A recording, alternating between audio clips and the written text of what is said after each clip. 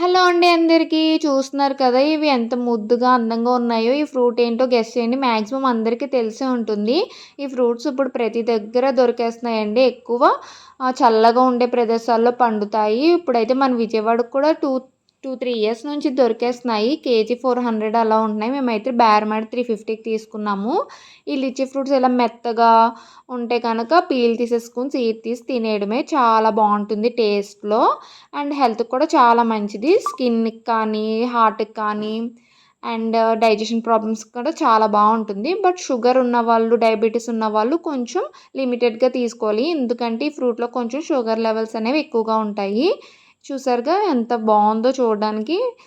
అంటే తింటే ఇంకా టేస్ట్‌లో చాలా బాగుంటుంది. ఇవి ఎక్కువ బీహార్ సైడ్ పండుతాయండి. ఇవి రిఫ్రిజిరేటర్‌లో ఒక టిష్యూ వేసుకొని ఎయిర్‌టైట్ కంటైనర్‌లో స్టోర్ చేసుకోవాలి. ఇవన్నీ 1 కేజీ ఉంటాయండి నేను చూపించినవి.